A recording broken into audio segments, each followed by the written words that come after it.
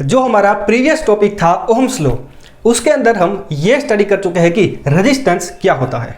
हमने वहाँ पर क्या देखा था कि कोई भी मटेरियल का अगर हम वायर लेंगे तो उसका कुछ ना कुछ रेजिस्टेंस होता है, या फिर कोई भी इलेक्ट्रिकल डिवाइस अगर आप लेते हैं तो उसका भी कुछ ना कुछ रेजिस्टेंस होता है।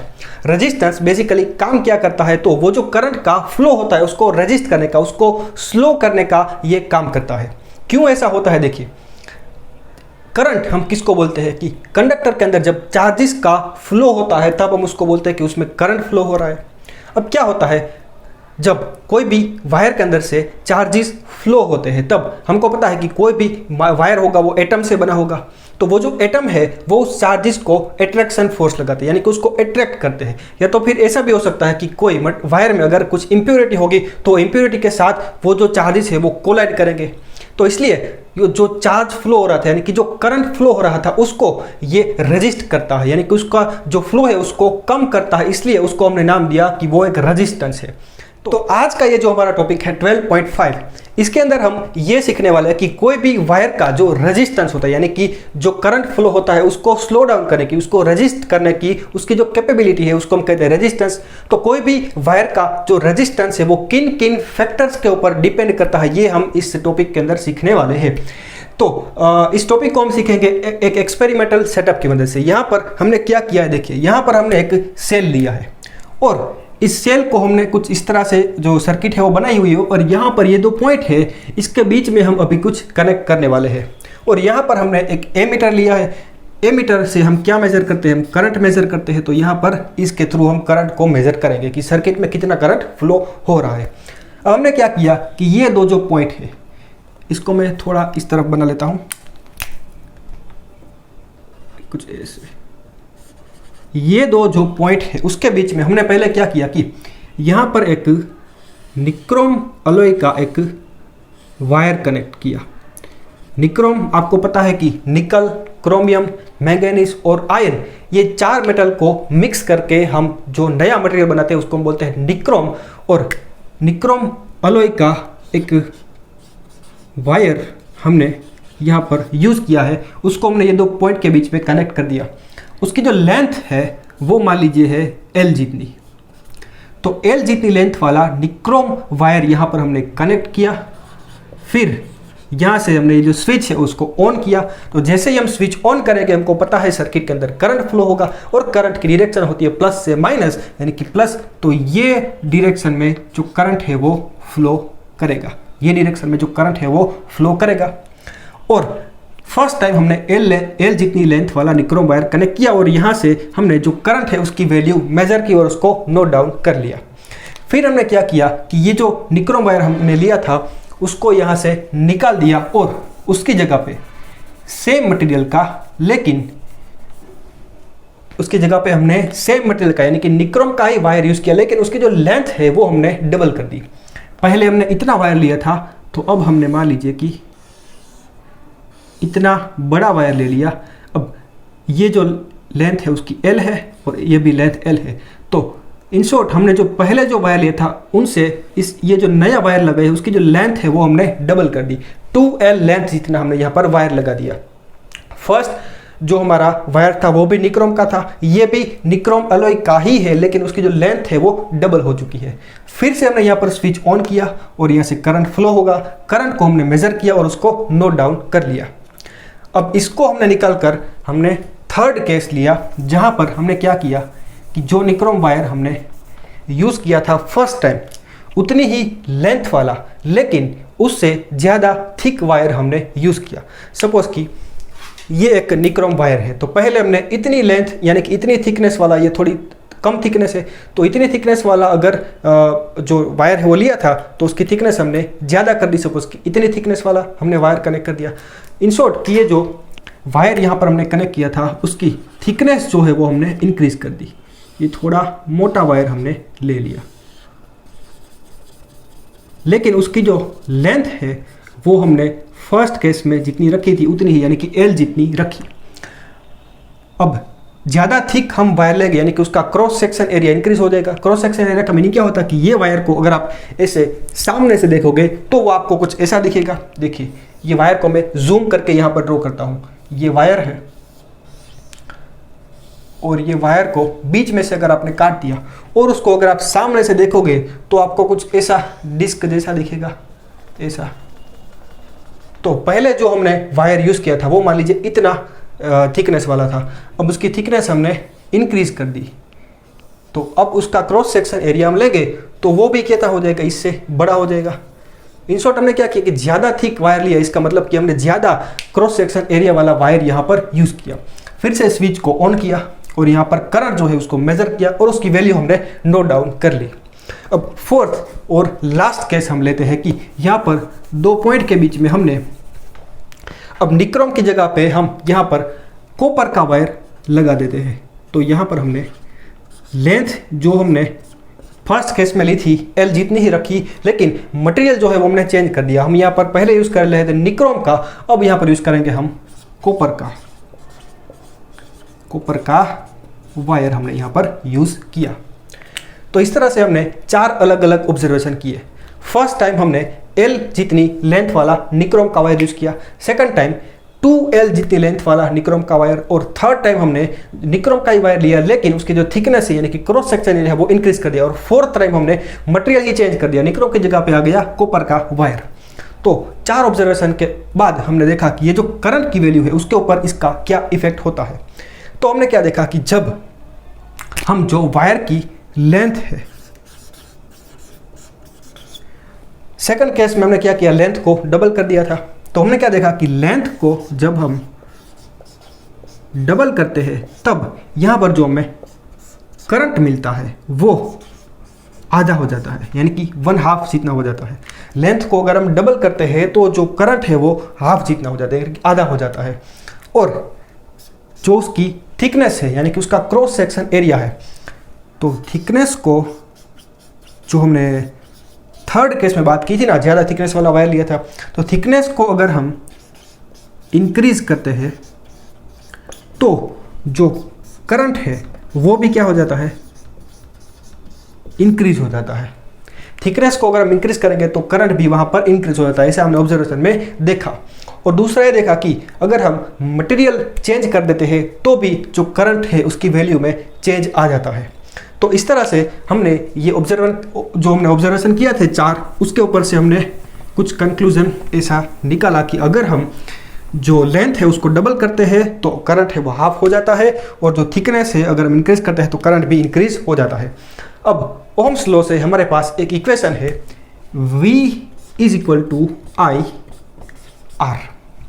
इसके ऊपर से हम लिख सकते हैं कि करंट I = V/R।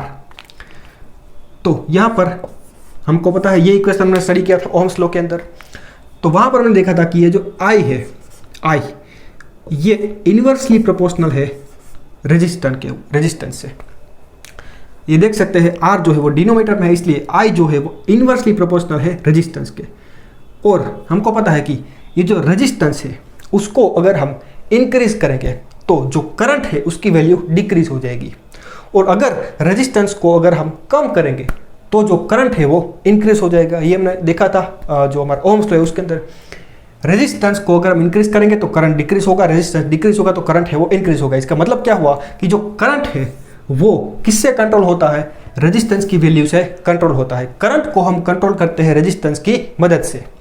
तो यहाँ पर हमें 4 जो केस थे वो सभी केस के अंदर जो करंट की वैल्यू हमें अलग अलग मिलती थी। इसका मीनिंग क्या हुआ कि अगर करंट वहाँ पर चेंज हुआ है तो वहाँ पर अल्टीमेटली क्या चेंज हुआ होगा, रेजिस्टेंस चेंज हुआ होगा। तो इसके ऊपर से हम ये बोल सकते हैं कि चारों जो हमारे केस थे उस सभी के अंदर जो रेजिस्टेंस की वैल्यू है वो अलग अलग होगी, इसीलिए तो यहाँ पर हमें अलग अलग करंट मिलता था। तो इसके ऊपर से हम ये कंक्लूजन लगा सकते हैं कि जो हमारा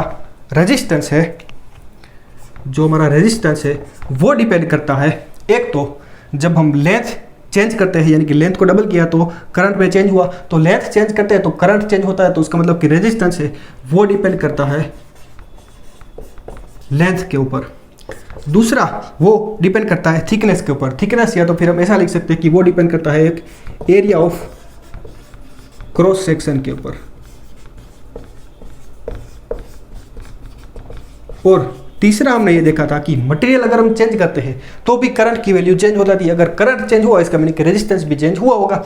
इसका मतलब कि रेजिस्टेंस जो है वो डिपेंड करता है नेचर ऑफ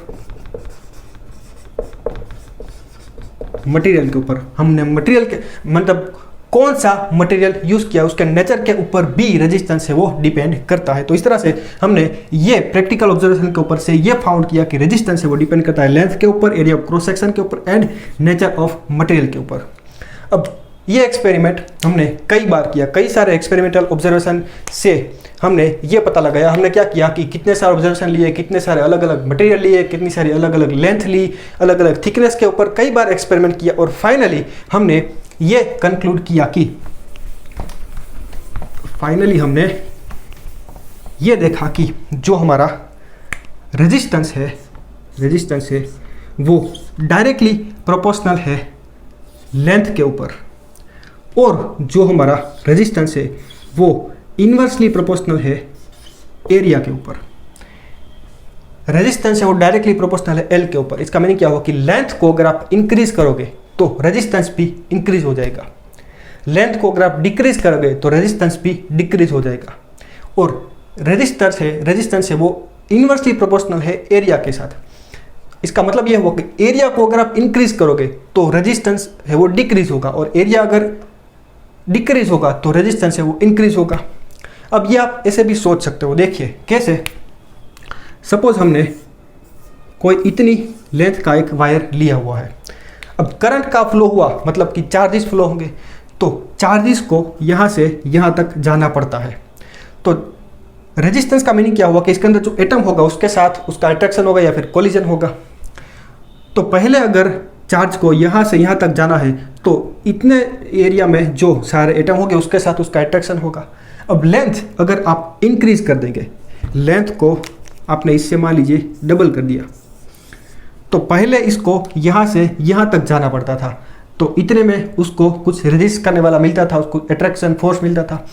अब इस चार्ज को यहाँ से यहाँ तक जाना पड़ता है तो ये तो ऑब्वियस बात है कि अब इसको ज़्यादा एटम्स मिलेंगे रास्ते में उसको अट्रैक्ट करने के लिए, उसका जो फ्लो है उसको रोकने के लिए, इसलिए जो करंट है वो इसमें डिक्रीज हो जाएगा और करंट डिक्रीज होगा मतलब कि जो रेजिस्टेंस है वो इंक्रीज होगा। एकदम आसानी से सोचिए आप कि लेंथ अगर इंक्रीज हो जाती है, लेंथ को हम इंक्रीज करते हैं तो जो चार्जेस फ्लो होते हैं उसको रोकने वाला यहाँ पर ज़्यादा आ गया। इसमें अगर इसमें जितने एटम्स होंगे उससे ज़्यादा एटम इतने लेंथ में होंगे, इसलिए ज़्यादा एटम अगर रास्ते में मिलेंगे तो ज़्यादा रेजिस्ट करेंगे तो उसका रेजिस्टेंस है वो इंक्रीज हो जाएगा। इसलिए लेंथ इंक्रीज करने से जो रेजिस्टेंस है वो इंक्रीज हो जाता है। सेम हम सोच सकते हैं इस एरिया के लिए।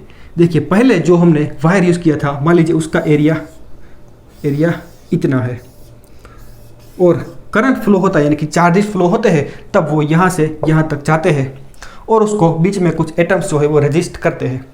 अब एरिया हम अगर डबल कर देते हैं तो क्या होगा कि एरिया अगर हमने डबल कर दिया तो उसको यहाँ से यहाँ जाने के लिए ज़्यादा बड़ा रास्ता मिल गया। तो अगर ज़्यादा बड़ा रास्ता मिल गया तो जो चार्जेस है वो आसानी से फ्लो हो पाएंगे। बिल्कुल ईजी है ये तो। सपोज आपके पास आप अपनी कार लेकर एक जगह से दूसरी जगह पर जा रहे हो। अगर आपका जो रोड है वो सिंगल वे है, वन वे है, तो आपको धीरे धीरे जाना पड़ेगा। लेकिन आप अगर हाईवे पर चले जाते हो तो वहाँ पर 2 या फिर 3 लेन्स होती है, तो अगर रास्ता बड़ा हो जाएगा तो आप आसानी से फ्लो कर पाओगे। बिल्कुल ईजी बात है। तो इसलिए जो एरिया जब हम इंक्रीज करते हैं तब उसका जो रेजिस्टेंस है वो क्या हो जाता है, कम हो जाता है, क्योंकि फ्लो अगर जो चार्जेस है वो आसानी से फ्लो करेंगे तो उसका जो रेजिस्टेंस है वो कम हो जाएगा। इसलिए जो रेजिस्टेंस है वो एरिया के इन्वर्सली प्रोपोर्शनल में होगा। तो इस तरह से आप सोच सकते हो कि रेजिस्टेंस है वो लेंथ के डायरेक्टली प्रोपोर्शनल में और एरिया के इन्वर्सली प्रोपोर्शनल में होगा। तो इस दोनों को अगर हम मिला देंगे तो फाइनली हमको इक्वेशन मिलता है R is proportional to L divided by A। अब ये प्रोपोर्शनलिटी की साइन को अगर आपको हटाना है, इसकी जगह पे इक्वल टू लिखना है, तो वहाँ पर हमें कांस्टेंट लगाना पड़ेगा। इसलिए ये हमारा इक्वेशन हो जाएगा R is equal to rho L divided by A। ये हमारे पास एक नई क्वांटिटी आई है इसको हम बोलते हैं रेजिस्टिविटी। जैसे R एक कांस्टेंट था, उसको हमने नाम दिया था रेजिस्टेंस, उसी तरह से ये रेजिस्टिविटी है, जो रो है उसको हम बोलते हैं, यानी कि यहाँ पर जो हमने नया कांस्टेंट लगाया है उसको हम बोलते हैं रेजिस्टिविटी, और ये जो हमने साइन बनाई है उसको हम बोलते हैं रो। क्या बोलते हैं? रो। रेजिस्टिविटी को रिप्रेजेंट करने के लिए हम ऐसा साइन यूज करते हैं और इसको हम बोलते हैं रो। ठीक है, तो ये हमारा इक्वेशन हो जाएगा R is equal to rho L upon A. इसके ऊपर से अगर हम लिखना चाहें रेजिस्टिविटी को तो ये हो जाएगा resistivity is equal to R into A divided by L. तो ये इक्वेशन के ऊपर से आप कोई भी मटेरियल है उसकी रेजिस्टिविटी कितनी है वो फाइंड कर सकते हैं। इसका यूनिट अगर आप लिखना चाहो तो वो क्या होगा, यूनिट की अगर हम बात करें तो देखिए R यानी कि रेजिस्टेंस, रेजिस्टेंस का यूनिट होता है ओहम। ऊपर है एरिया, एरिया का यूनिट होता है metre square, ohm into metre square. Divide में है लेंथ, लेंथ का यूनिट होता है मीटर। तो ये मीटर से एक मीटर कैंसिल हो जाएगा, तो फाइनली हमको यूनिट मिलेगा रेजिस्टिविटी का, वो होगा ओहम इंटू मीटर। तो ये उसका यूनिट है ओहम मीटर। ठीक है, तो ये रेजिस्टिविटी का यूनिट है। रेजिस्टिविटी को हम डिनोट करते हैं रो साइन से, और उसका इक्वेशन है ये R A divided by L.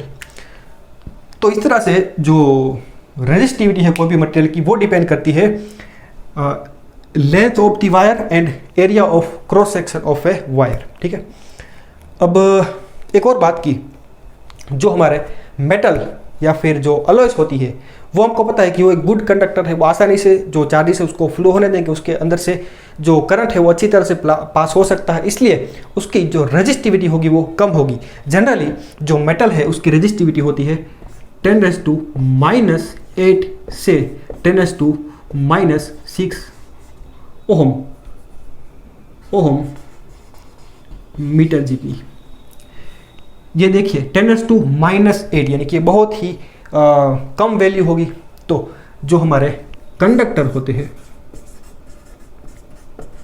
उसकी जो रेजिस्टिविटी है वो बहुत ही कम होती है। देखिए रेजिस्टिविटी जितनी ज़्यादा होगी, रेजिस्टिविटी एक तो मटेरियल की प्रॉपर्टी है, वो सभी मटेरियल के लिए अलग अलग हो सकती है। देखिए रेजिस्टिविटी जितनी ज़्यादा होगी उतना रेजिस्टेंस ज़्यादा होगा, जितना रेजिस्टेंस ज़्यादा होगा उतना करंट उसमें से फ्लो नहीं हो पाएगा, यानी कि उसमें से कम करंट फ्लो होगा, और जितनी रेजिस्टिविटी कम होगी उसका उतना रेजिस्टेंस भी कम होगा और उसमें से आसानी से करंट फ्लो हो पाएगा। अब यहाँ पर कंडक्टर के अंदर रेजिस्टिविटी बहुत ही कम है, यानी कि उसका रेजिस्टेंस कम होगा, इसलिए उसमें से आसानी से करंट फ्लो हो सकते हैं। हमको पता है कि जो कंडक्टर है वो जो हमारा जो इलेक्ट्रिसिटी है उसको आसानी से फ्लो कर सकते हैं।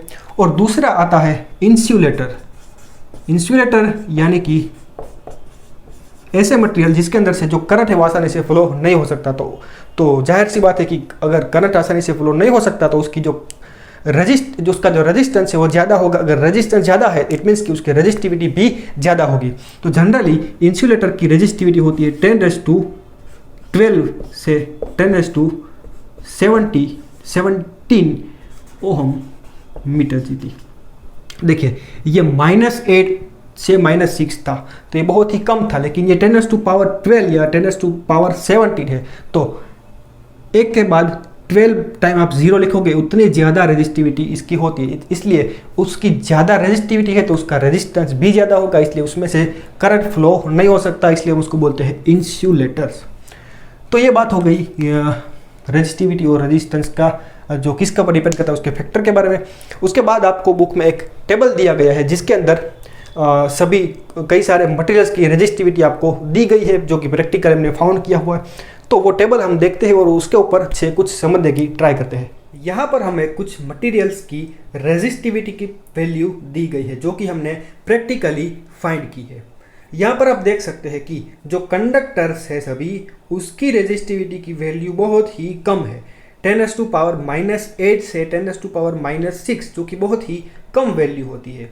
और जो अलॉयस है उसकी रेजिस्टिविटी की वैल्यू जो कंडक्टर्स है उससे थोड़ी ज़्यादा होती है, लेकिन जो सारे इंसुलेटर्स है उसकी रेजिस्टिविटी की वैल्यू बहुत ही हाई होती है। आप देख सकते हैं 10⁻² पावर प्लस में 14, 16, 17 जितनी वैल्यू है, जो कि बहुत ही हाई होती है। तो इंसुलेटर की रेजिस्टिविटी ज़्यादा होती है, इट मीन्स कि उसका रेजिस्टेंस भी ज़्यादा होगा। तो अगर रेजिस्टेंस ज़्यादा होगा तो आसानी से वो अपने अंदर से करंट को फ्लो नहीं होने देंगे, इसलिए इंसुलेटर जो होते हैं उसके अंदर से करंट जो है वो आसानी से फ्लो नहीं हो सकता है। दूसरी बात यहाँ पर नोटिस करने वाली ये है कि जो अलॉय है, सपोज कि हम बात कर रहे हैं फर्स्ट कॉन्स्टेंटन के बारे में, तो वो बना है कॉपर और निकल का मिक्सचर से। हमको पता है अलॉय हम किसको बोलते हैं कि एक से ज़्यादा मेटल को जब हम मिक्स करके कुछ नया मटेरियल बनाते हैं तो हम उसको अलॉय बोलते हैं। तो फर्स्ट जो हमारी अलॉय है वो बनी है कॉपर और निकल से। तो आप देख सकते हैं कि जो कॉपर है उसकी रेजिस्टिविटी है 1.62 × 10⁻² पावर -8 जितनी, इन शॉर्ट 10⁻² पावर -8 में है। और जो निकल है उसकी रेजिस्टिविटी अगर आप देखोगे तो वो भी पावर -8 में है, 10⁻² पावर -8 में है। लेकिन इस दोनों को मिलाकर जो हमें ये अलॉय मिलता है उसकी रेजिस्टिविटी आप देख सकते हैं कि वो है 10⁻² पावर -6 में। यानी कि ये -8 में थी दोनों, लेकिन उसको जब मिक्स करके हमने अलॉय बनाया तो उसकी रेजिस्टिविटी थोड़ी इंक्रीज हो गई। तो कंडक्टर्स को जब हम मिक्स करके अलॉय बनाते हैं तो उसकी रेजिस्टिविटी थोड़ी इंक्रीज हो जाती है। दूसरी बात ये कि ये जो अलॉय है उसका एक एडवांटेज ये है कि जो जब हाई टेम्परेचर होता है तब हाई टेम्परेचर के ऊपर ये जो अलॉय है ये ऑक्सीडाइज नहीं होते, यानी कि वो बर्न नहीं हो जाते हैं।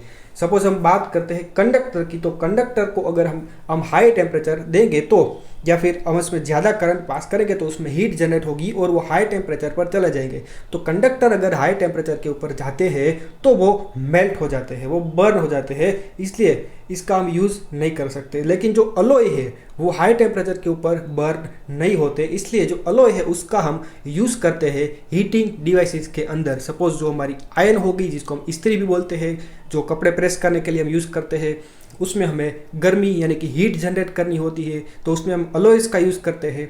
और जो हमारा इलेक्ट्रिक हीटर होता है उसके अंदर भी हम अलॉयस का यूज़ करते हैं। और जो कंडक्टर्स है उसकी जो रेजिस्टिविटी है बहुत ही कम है, इट मीन्स कि उसका जो रेजिस्टेंस होगा वो भी कम होगा, तो वो आसानी से अपने अंदर से करंट है उसको फ्लो होने देंगे। इसलिए जो कंडक्टर्स है उसका हम यूज़ करते हैं जो हमारे वायर होते हैं वो सब बनाने के लिए। जो हमारा टंगस्टन नाम का कंडक्टर है, टंगस्टन का जनरली हम यूज़ करते हैं जो हमारे बल्ब और लैंप होते हैं उसमें फिलामेंट बनाने के लिए हम जनरली टंगस्टन का यूज़ करते हैं।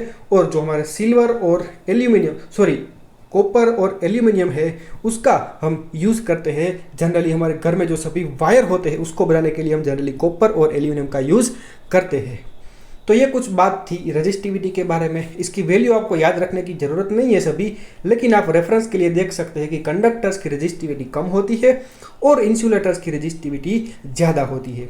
एक और बात मैं आपको बताना भूल गया था कि रेजिस्टिविटी और रेजिस्टेंस ये दोनों टेम्परेचर के ऊपर डिपेंडेंट होते हैं। टेम्परेचर अगर हम इंक्रीज करेंगे तो रेजिस्टिविटी एंड रेजिस्टेंस दोनों इंक्रीज हो जाएंगे। अगर टेम्परेचर कम होगा तो रेजिस्टिविटी और रेजिस्टेंस दोनों डिक्रीज हो जाएंगे। ऐसा क्यों होता है? क्योंकि जब हम कोई भी मेटल या फिर कोई भी मटेरियल के वायर को ज़्यादा टेम्परेचर के ऊपर रखते हैं तो टेम्परेचर अगर इंक्रीज हो जाएगा तो उसमें जो वायर होगा उसको थर्मल एनर्जी मिलेगी, आसपास का जो एटमॉस्फेयर है उससे गर्मी उस वायर को मिलेगी, इसलिए उसके अंदर जो एटम होंगे वो वाइब्रेट करने लगेंगे। जब उसको एनर्जी मिलेगी तो सब एटम है वो वाइब्रेट करने लगेंगे, और अगर वो वाइब्रेट होंगे तो जो चार्जेस फ्लो होते थे उसको ज़्यादा डिस्टर्ब करेंगे, उसका जो फ्लो है उसको ज़्यादा डिस्टर्ब करेंगे, इसलिए जो करंट है वो हमको कम मिलेगा। इसको हम ऐसा भी बोल सकते हैं उसकी रेजिस्टिविटी या फिर रेजिस्टेंस इंक्रीज हो जाता है। इसलिए रेजिस्टेंस और रेजिस्टिविटी दोनों टेम्परेचर डिपेंडेंट होते हैं। टेम्परेचर के इंक्रीज होने से वो दोनों इंक्रीज हो जाते हैं और टेम्परेचर के डिक्रीज होने से वो दोनों डिक्रीज हो जाते हैं। ठीक है, तो इतना हमें स्टडी करना था रेजिस्टिविटी के बारे में। और ये टॉपिक में हमने सीखा कि रेजिस्टेंस जो है वो किन किन प्रॉपर्टी के ऊपर डिपेंड करता है। तो वो है वायर की लेंथ और उसका क्रॉस सेक्शन और हम कौन सा मटेरियल का वायर यूज़ करते हैं उसके ऊपर। और जो हमारा नेक्स्ट टॉपिक है 12.6, उसमें हम सीखने वाले हैं resistance of a system of register, यानी कि एक से ज़्यादा रजिस्टर्स को हम ज्वाइंट करते हैं सर्किट के अंदर, तब उसका क्या इफेक्ट होता है। इसके ऊपर जो हमारा रेजिस्टिविटी और रेजिस्टेंस है, इसके ऊपर हम कुछ एग्जाम्पल अभी कैलकुलेट करेंगे, तो उसके ऊपर से आपको ज़्यादा आइडिया अच्छी तरह से आ जाएगा कि रेजिस्टेंस और रेजिस्टिविटी क्या है। ठीक है, तो मिलते हैं हम नेक्स्ट टॉपिक के अंदर, resistance of a system of resistors के अंदर। तब तक के लिए बाय बाय।